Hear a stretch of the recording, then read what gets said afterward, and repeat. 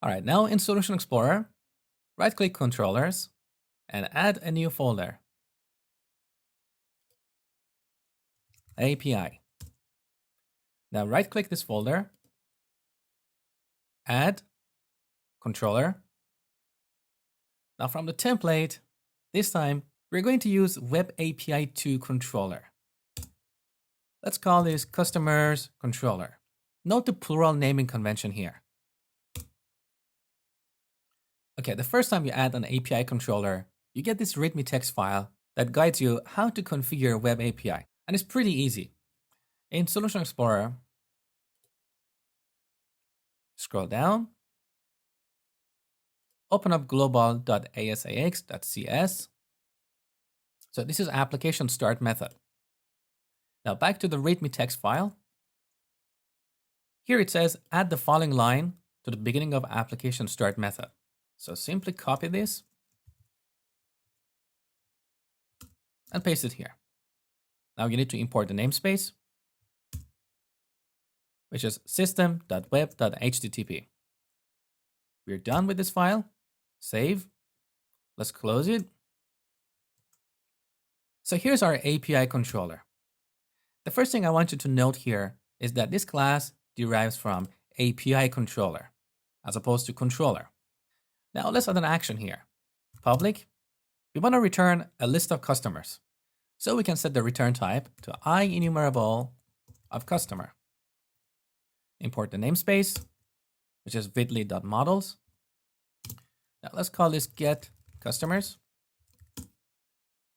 Now because we are returning a list of objects, this action by convention will respond to get/API/customers. So this is the convention built into ASP.NET Web API.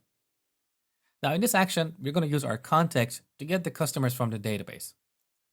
So first we create a private field, application DB context, underline context, initialize it in the constructor.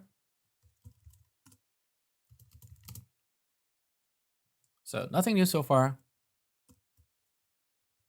And here return context.customers.toList. Now another action to get a single customer. So that would respond to a request like this. Public customer, get customer, integer ID. Let's get the customer. Context.customers.single or default. C goes to c.id equals ID. Now, if the customer is null, we throw a new HTTP response exception. This method takes an enumeration that specifies the kind of error. So we're going to use HTTP status code .not found. So this is part of the RESTful convention. If the given resource is not found, we return the standard not found HTTP response. Otherwise, we return the customer. Now, another action. I want to create a customer.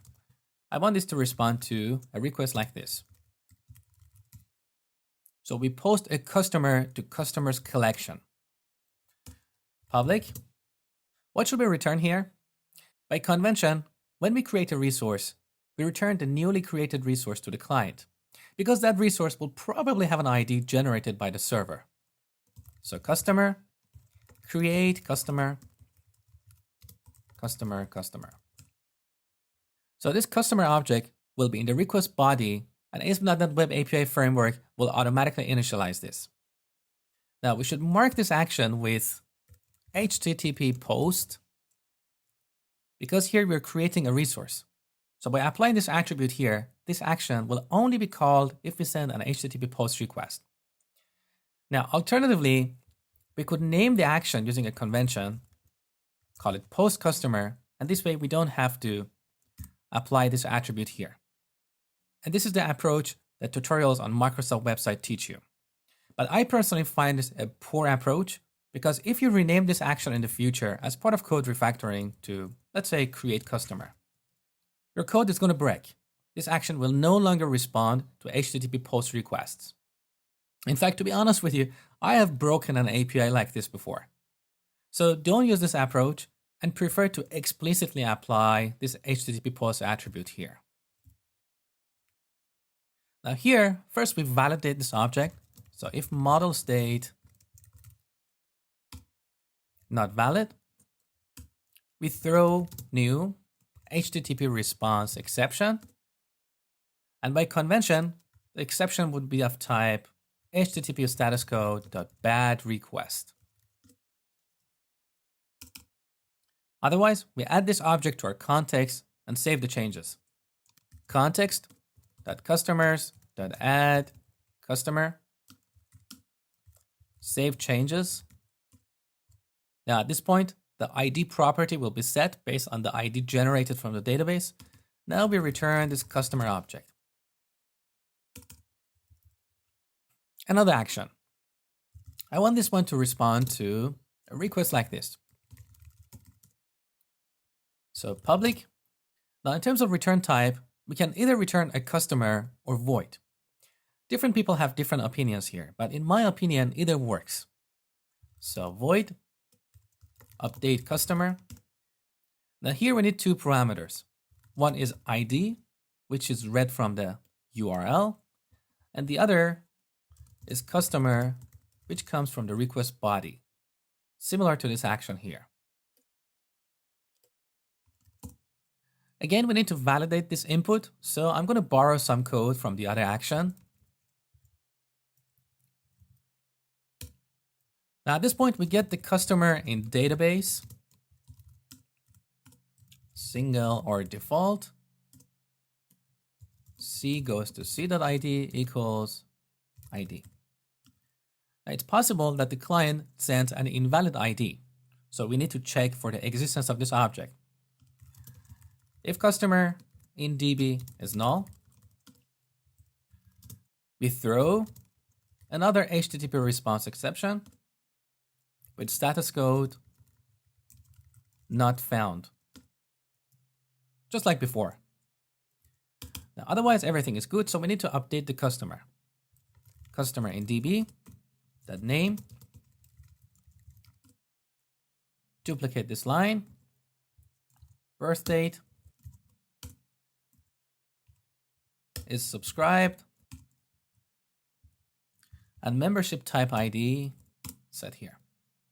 Now, potentially in the future, we can use a tool like AutoMapper. So if we have 10 properties in our customer object, we can have this tool to automatically map them for us. We don't have to explicitly set each property here. Now, finally, we save the changes and we are done with this action. Now, one more thing. We need to apply HTTP put attribute here. And the last action. We want this action to respond to a request like this. So public void delete customer. We pass the ID here. Now I'm going to borrow some code from the other action. We need to get this customer from database first and check if it exists or not. Paste it here. Now at this point, context.customers.remove this customer in DB. So this object will be marked as removed in memory. And then we call save changes and we're done. Just remember to add HTTP delete attribute here. So this is how you build APIs with ASP.NET Web API. Next, I'm going to show you how to test this API.